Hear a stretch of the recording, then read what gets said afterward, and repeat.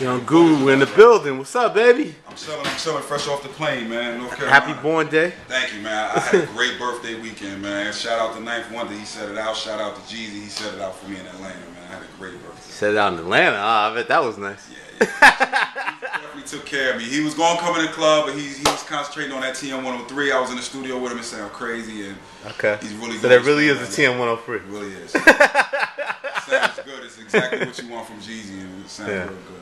Cool. So I was first thing was, you know, I saw you in Atlanta, and at first I seen I think it was on You Heard That New, and I saw the band was being interviewed at the Brit Awards. Right. And I was looking for something like, why's Guru out there? Like, like I didn't even connect the dots, and like it was come weird. To find out you DJing. Yeah, like people take it fun, like it's been weird. Like the response has been a little weird because people's like, yo, you real good, and I'm like, this is what I did before I started engineering. Like, you know what I mean? From about 1983, you know, I started DJing in Delaware. And I remember you telling me that, Yeah, Howard, you know, from 92 to like 99, I was doing parties every weekend. Yeah. And I was, you know, Nonchalance tour DJ in 96. It was, you know, I've been DJing for a long time. Nonchalant, man. 5 o'clock in the morning. 5 o'clock in the morning. It's just that most people know me from engineering, which I haven't stopped doing. So you never DJ for Jay on tour? Never. Okay. Never. Because there was some confusion with that. I had read somewhere that somebody was saying, well, no, Guru did it once before, but I didn't remember that. I filled in at certain times, but never like, no, I did it like maybe once or twice before, and it went well. It was just that Jay always had, you know, different DJs, and that wasn't really my role.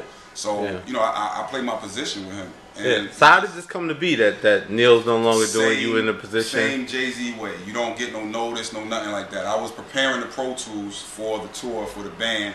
And maybe 3 days before they was about to go out, he called me. He was like, yo, I need you to DJ for me. I don't know what the situation was that made him say that. Yeah. But he asked me that, and I said, cool. Like, it's just an extension of me holding him down. It's just the same family thing that we always do. He know I had that skill.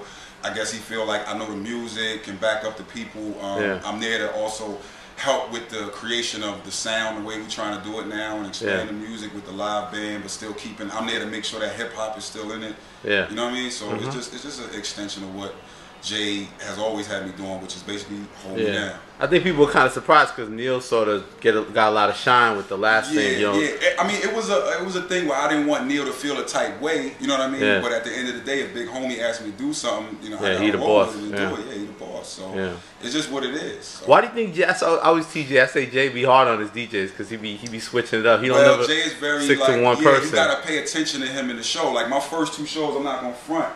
Like we had a set plan, but then he changes things. He's a very like spontaneous person on stage. So, you know me, I'm in my groove and I'm messing with people in the crowd, and you gotta really pay attention to him. Yeah, putting the hand up and shit, putting the hand up signals when he wants to drop stuff. He may throw something new in there on you at the last minute. You gotta be ready for that.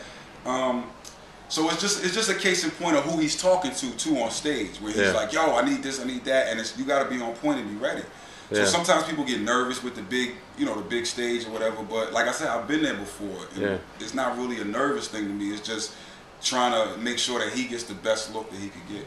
So with him, it's not really a lot of DJ innovations. It's more about the timing, I guess, right? Absolutely about and putting the songs together. I try to like now with the band playing, I try to incorporate my scratches as another sound. Like I told specifically the engineer the level that I want my scratches at. I don't want it to be too overbearing, but I don't want it to be buried in the track as well. Yeah. Just to keep the hip hop element in it. So I'm adding those extra sounds in, but also kicking off certain songs. And it's real good with the technology now with the live program, where I could take my stems from the mixes, put it in, separate it. Oh, now you get on engineer on and stuff.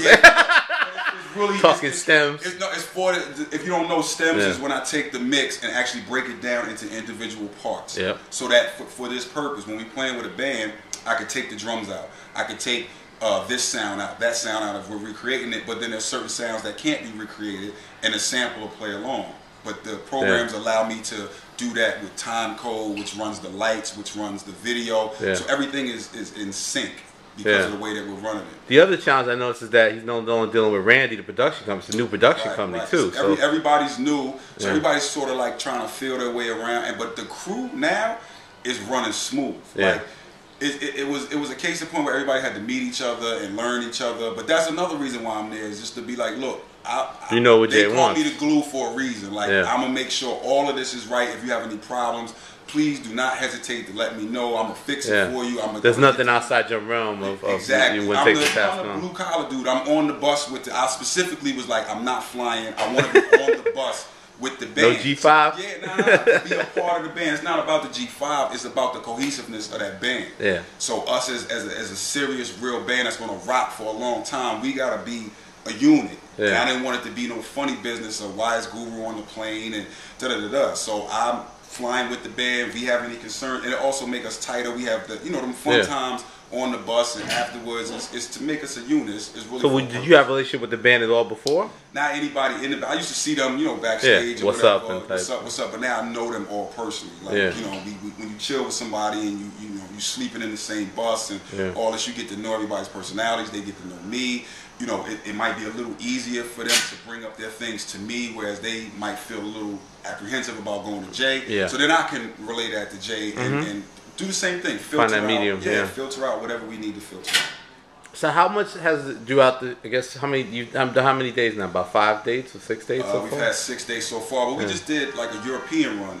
Okay. Of so that was the warm awards, a lot of award shows. We was doing TV shows, and that kind of got us closer and got our feet wet with this band, with this music from BP3 and the sets and all that type of stuff. So the production really started in Europe, and then when we came to the United States, it was sort of more together.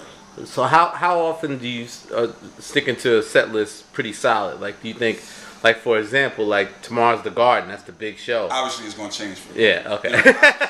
For the Garden for New York, it's going to be a special guest. It's going to change a lot. Jay changes the set a little bit every day. The core of it pretty much stays the same because obviously we're promoting the BP3, so a lot of those records are on there. But it's hard for us because Jay has so many records, and it's kind of like if you go to a Frankie Beverly and Maze concert and you don't hear Before I Let Go, you'll be pissed. You know what I mean? So we have to do Give It To Me. We have to do, the songs that are super hits, but then at the same time, we're trying to please those fans that have been with us forever, that come up every day and like, yo, I need some more Reasonable Doubt music. But then you have to realize we only have an hour and a half or 2 hours to really get this off. So we can't do every song.